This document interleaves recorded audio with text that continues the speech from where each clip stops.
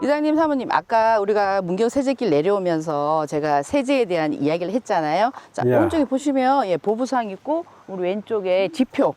근데 우리가 이제 저런 보부상이 있었던 거 우리 하초리에도 왜 주막이 두 군데 있었듯이 주막이라는 곳이 선비들, 그다음에 과거를 시험 치러 가던 사람들, 그리고 18세기 이후에는 저런 보부상들이 다녔던 길이었어요. 그런데 이제 조금 전에 올라왔다시피 여기서 이제 우리가 하초와 문경 세제 아리랑이 어떤 관계인가 자하고 좀 얘기해 보는 게 어떨까요? 예. 그렇죠. 선생님, 이번에 경상북도 대표로 전국대회 나갔었다면서요? 어떻게 네. 됐어요? 이장님, 제가 저번에 이야기했죠. 대상으로 받아서 대표로 나갔는데 얼마 전에 했는데요. 대단하세요. 안동에서 했는데 전국대회라 좀 달랐어요. 제가 3위 했어요. 3위. 그래서 아이고, 동상 대단하십니다. 받았어요. 네. 제가 거기 3위 하면서 제가 문경 세제를 주제로 했거든요. 근데 이번에는 이제 다음에 나갈 때는 제가 우리 하초에서 유명한 우리 아리랑, 제가 이제 아리랑을 하고 싶은데, 아까 사모님께서 궁금하셨던 왜 우리 하초 아리랑이 어떤 아리랑이었길래 대한민국에서 이렇게 아리랑 하면 하초 아리랑이 왜 유명한가 아까 물으셨잖아요. 그래서 한번 옆에 보실래요? 이 보시면 요게 이제 우리가 그 송영철 할아버지, 할아버지께서 하셨던 그 아리랑이 최초로 전 세계에 악보로 나간 노래였어요. 근데 이제 여기 보시면 호머 벤젤러 헐버트라 하는 이분이 있죠. 잘생겼죠, 사모님.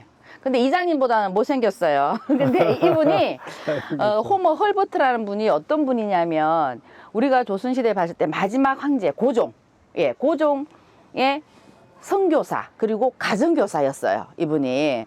그러면 제가 아까 말씀드렸듯이 이 문경 세제길, 우리가 사는 하초에도 주막이 2개 있었고 그 하초 자체가 문경 세제를 들어가는 입구에서 가장 큰 마을이었잖아요, 우리 하초가.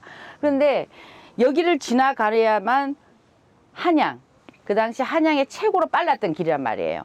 그런데 모든 사람들이 올라오면서 뭐 이렇게 나무를 지고 오든지 그 이제 경복궁을 중수하기 위해서 하는데, 많은 사람들이, 이 조선 사람들이, 노동자를 온 사람들이 부역했죠. 부역. 그러니까 남자들은 부역을 간 거예요. 물건을 실려 갔는데 올 때마다 불렀던 노래. 사모님 문경 세제 아리랑 아세요? 노래? 처음에 노래? 9절. 아리랑. 예. 아리랑. 예, 맞아요, 이장님. 그러니까 이게 우리가 지금 생각하는 아리랑, 아리랑 뭐 이거 아리랑 이게 아니고 그 당시 단어를 보면 아르랑 아르리랑 굉장히 구슬펐어요. 그러니까 그 당시 만약에 그 우리 고종 때 이장님이 사셨고 사모님이 사셨다면 이장님은 뭘 하셨겠어요? 나무를 캐고 부역을 떠났을 거란 말이에요. 그러다 보니까 이 노래 자체가 일을 할 때 부르던 하나의 노동요, 굉장히 이 삶의 애환을 가졌던 노래였어요. 이 노래가 문경 세제길을 통과해서 그 한양에 경복궁 앞에 올 때까지 이 노래를 계속 부르는 거예요. 근데 문경 사람만 간 게 아니고 이 영남의 길에 최고로 빨랐던 길이다 보니까 많은 사람들, 뭐 전라도 사람, 충청도 사람들 이쪽으로 다 지나가요. 이 사람들이 불렀던 노래가 우리 송영철 할아버지가 불렀던 노래, 지금 우리 하초의 노래 문경 세제 아리랑, 그 노래였던 거예요. 그러면서 이 호머 헐버트 분이 들어요.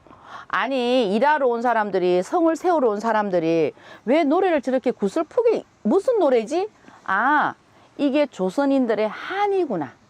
그 당시 우리 못 살았잖아요. 힘들게 살았잖아요. 그러다 보니까 이 사람이 이게 한이구나 싶어서 이분이 이 노래를 조선의 대표적인 노래라고 생각을 한 거예요.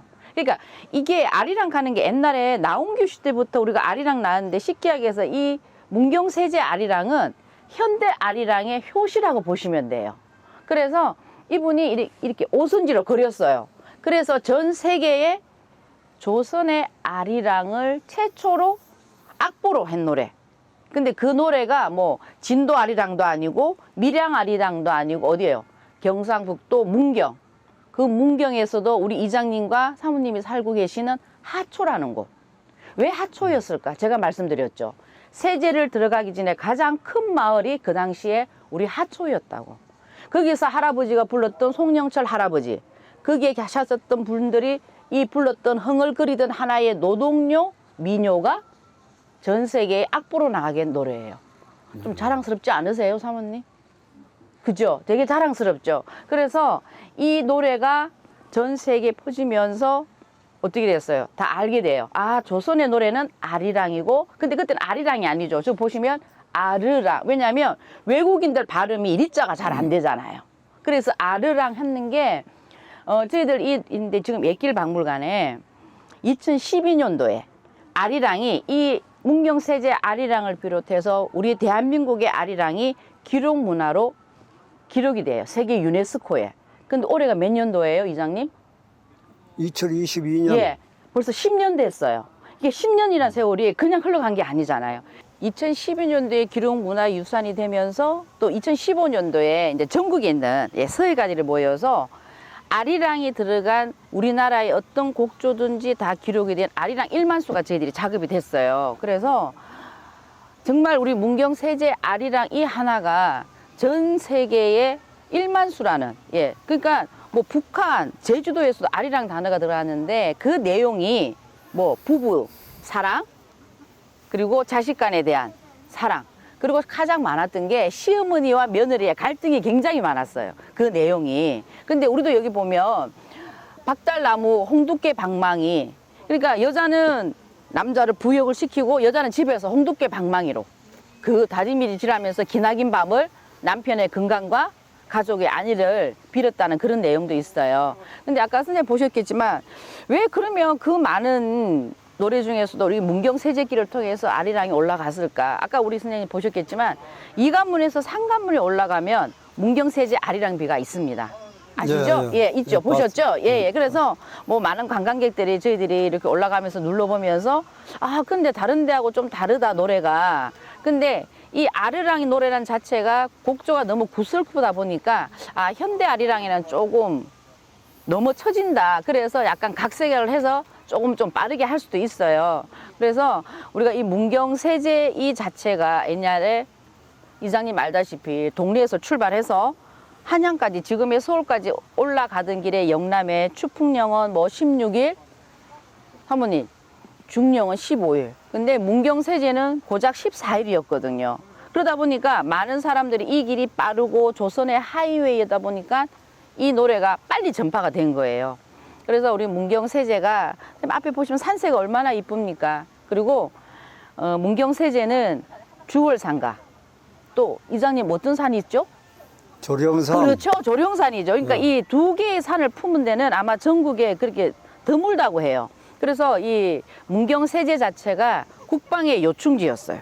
그리고 천혜의 요새였단 말이에요. 그러다 보니까 여기가 옛날에 왜 또 임진왜란 때 신립장군이 여기를 왜 못 막았느냐 그런데 우리가 이렇게 지나간 얘기를 해보면 신립장군은 쉽게 얘기해서 육지의 이순신이었어요. 그분이 육지에서는 백정백성이었어요.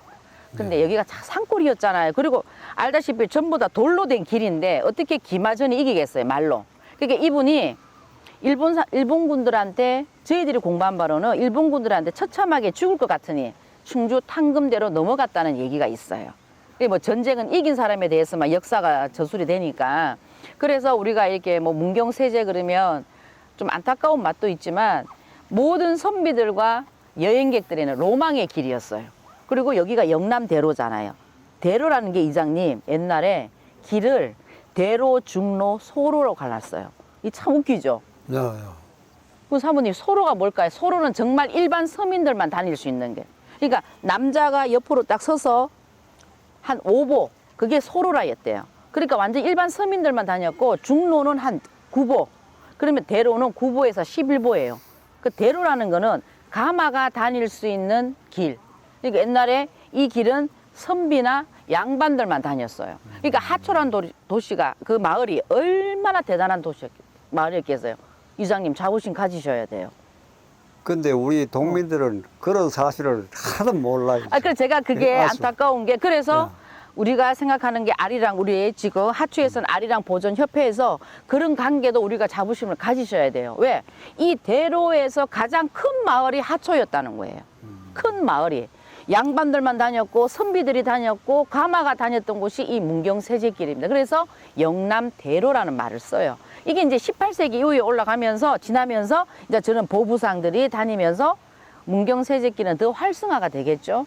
근데 제가 안타까운 게 우리 아리랑 보존협회에서 문경세제 이 아리랑 하나만 가지고도 우리 하초는 정말 큰 자부심과 대한민국에서 우리 마을은 이런 마을이에요 할 정도로 진짜 이장님 자부심을 가지셔야 돼요. 제가 공부하면서 느낀 게 이 하초란 마을이 이렇게 큰 대단한 마을인데 너무나 관광에서도 문해가 되었고 오직 하나 이제 이 아리랑 송영철 할아버지의 그 노래 하나로도 이 보존협회가 과연 될 수 있을까 하는 의문은 있지만 저는 되리라 생각합니다. 우리가 지금 단산 밑에 아리랑 기념관 지으는 거 알고 계세요? 잘 모르세요? 잘 모르겠네요. 예, 저 단산 밑에 아리랑 기념관이라고, 그러니까 전국에서 아리랑에 대한 모든 거를 이제 저희들 이 문경에서 잡으려고 이렇게 아리랑 기념관을 제작하고 아리랑 있어요. 민속촌 예, 하면서 그런 식으로. 그게 어디입니까, 이장님? 되게 좋죠. 예, 민속촌도 만들면서 기념관도 한대요. 그러면 아마 우리 이장님이 더 바빠지지 않을까요? 모르겠어요. 뭐 그쪽 뭐 그러니까 아니 바빠지실 거예요. 왜냐하면 근원이 이 노래였기 때문에 뭐 상초 노래도 아니고 다른 노래가 아니고 이 근원이 노래가 우리가 전국에서 내노라 하니까요. 그러니까 우리 문경 세작하는 게 밀양 아리랑이나 진도 아리랑에 들어가 있잖아요. 그게 대한 설화 아세요? 잘 모르겠어요. 잘 모르세요? 저는. 야. 진도 아리랑에 얽힌 설화가 있어요. 진도 아리랑에 그 진도에 그 머슴이 문경에 와서 쉽게 해서 종노릇을 하고 있었는 거예요. 근데 이 집 딸이 그렇게 이뻤다네요. 이 문경의 딸이 그렇게 이뻤대요. 그런데 딸이 반한 게 이 종이 반한 게 아니고 딸이 반한 거예요. 그 총각한테, 진도 총각한테. 그래가지고 야밤 도주를 한대요, 세상에. 그 진도 총각을 따라서 진도로 갔답니다, 여자가. 모든 걸 버리고 그 오로지 잘생긴 얼굴 하나에. 혹시 사모님도 멀리서 이까지 오신 거 아니에요? 네? 그래서 갔는데 참 한순간이잖아요. 사는 게 아리랑하고 똑같아요. 사는 게 좋을 땐 한없이 좋잖아요. 자식 놓고 살다 보니까 자식을 딱 놓게 되니까 누가 제일 보고 싶을까요, 사모님? 여자는 아기를 놓을 때. 그렇죠, 엄마죠. 엄마가 너무 보고 싶었던 거예요. 근데 그걸 못 가는 거예요. 왜? 자기가 야밤 도주를 했기 때문에. 그래서 밤새 울어요. 그 한을 불렀던 노래가 뭐 진도 아리랑이라는 말이 있어요. 그래서 그 울면서 그 부모한테 대한 죄스러움. 그 이제 아리랑이란 그 노래 자체가 그래서 그 밀양 그 진도 아리랑과 문경 아리랑은 뗄래야 뗄 수가 없다고 합니다. 그래서 그 자기의 엄마에 대한 불효에 대한 마음, 그리고 자식을 또 보자니까 떠나지 못하는 마음. 그래 못 떠났다는 말이 있어요. 뭐 진도에서 살았다 이런 말이 있는데 아리랑이란 이 노래 자체가 주는 의미가 한도 있지만 저는 희망도 생각을 해요. 왜냐하면 이 노래 자체가 우리 국민의 또 올림픽 같은 거, 뭐 전 세계 월드컵 하면 난리 나잖아요. 또 아리랑이, 그죠? 그리고 또 아리랑 하면 왜 붉은색을 또 생각을 하잖아요. 그래서 저는 생각할 때 이제 하초가 우리 아리랑 보존협회하고 이렇게 해서 어떤 트레이드 색깔, 뭐 가몽도 색깔이 빨갛듯이 우리가 그 문경 세제 아리랑의 어떤 색깔이라든지 이장님 어떤 트렌드를 좀 생각을 해서 하초만이 할 수 있는 거 있잖아요. 뭐 이렇게 그 홍두깨를 이용을 해가지고 뭐 아리랑 표시를 낸다든지 해서 남들이 하지 않는 거 좀 연구를 했으면 하는 게 제 바람이에요. 이장님 생각은 어떠세요? 그렇게 네. 제가 마을 일을 2015년도부터 봤거든요. 오래 하셨네요. 야, 지금 네. 8년 차인데 네. 문경시에서 우리 마을을 네. 문경세제 아리랑 마을로 2014년도 8월 달에 지정을 했어요. 네, 맞을 거예요. 야, 8월 달에 지정을 했는데 네. 그러고 나서 이제 송영철 선생님의 그 문경세제 아리랑이 진짜 소중하다는 것을 저하고 며칠 마을 분들 며칠 알았습니다. 알았는데 네. 그래서 이제 저희들이 이제 문경세제 아리랑을 이걸 참 보존하고 보급해야 되겠다. 네. 그런 사명감에 아리랑 보존회를 우리가 노인회를 중심으로 해서 그러셨구나. 23명이 조직을 했어요. 그때. 어떡해. 제가 네. 회장을 맡고 이래가 조직을 네. 했는데 그 당시에 그 이제 이 사과라는 우리 저 하초의 특산품하고 네. 아리랑하고 어떤 잘 결합을 시켜서 참 아리랑 사과를 전국에 한번 알려보자. 아, 이런 예, 예. 이제 의도로 했는데 지금은 사실 우리 마을 주민들이 워낙 이제 사과 농사에 바쁘다 보니까 이 문경세제 아리랑을 좀 등한시하고 잘 모르는 것 같아서 네. 제가 상당히 좀 안타깝습니다. 그게. 이장님 너무 야. 안타까우시겠어요. 야, 그래서 이제 앞으로는 네. 분야를 중심으로 해서 조금 더 이제 아리랑 보존 회원들을 좀 젊은 축으로 조직을 해서 제가 이 문경세제 아리랑을 보존하고 보급하는데 더 힘을 쏟아달라고 좀 마음을 먹고 있고, 분명히 야, 또 사과를 같이 접목을 해서 예. 소득도 올리고 우리 마을 문화 위상도 올리고 이러려고 지금 마음 먹고 있습니다. 이장님은 내가 볼 때는 사모님이 이장님의 이 패기에 홀딱 반하신 것 같아. 근데 이장님 그게 굉장히 좋은 게 점촌 시내 있잖아요. 제가 이렇게 하는데 점촌 시내는 그 초등학교, 야. 초등학교에 모전 초등학교 같은 건 관악부 이 처음에는 몰랐는데 이게 이제 자리를 잡은 거예요. 악기부 있잖아요. 왜 트럼펫 부르고 애들 막 이렇게 악기 하는 거 있잖아요. 금관 악기 같은 걸 처음에는 힘들었대요. 근데 이걸 이제 하다 보면 얘들이 요번에 가서도 전국대회에서 뭐 3등을 했다는 소리 들었거든요. 그리고 호수남 초등학교 같은 경우에도 뭐냐면 그 왜 판소리가 아니고 선생님 뭐지 옛날 악기 아쟁이나 이런 악기로 해가지고 또 그걸 만들었어요. 그러니까 저는 지금 이장님이 딱 생각하는데 우리 문경 초등학교에 선생님 제가 옛날에 하초리에 제가 그 다닐 때가 고등학교 3학년 때 처음 다녔어요. 제가 하초하고 인연이 그때 고등학교 3학년 때 갔을 때 그 앞에 선생님 우리 하초 입구 들어가기에 조령 초등학교 하나 있었죠. 예, 있었죠. 제가 그게 기억이 남거든요.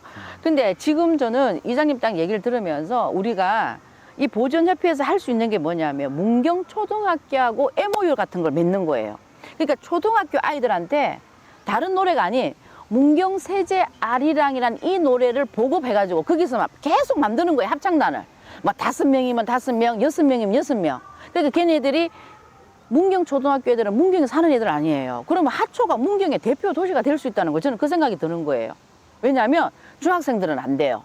얘들이 안 되는데 초등학생들부터 우리가 옛날에 동요 부르듯이 문경 세제 아리랑이란 노래를 그 초등학교 애들한테 해서 1, 2, 3학년 해놓고 걔들이 올라가잖아. 그럼 걔들은 벌써 노래 익어요. 그럼 다음에 들어오는 애들도 계속 이런 식으로 계속해서 이 아이들 노래에서부터 이래 퍼지게 하면 좋지 않을까 하는 생각도 들어요.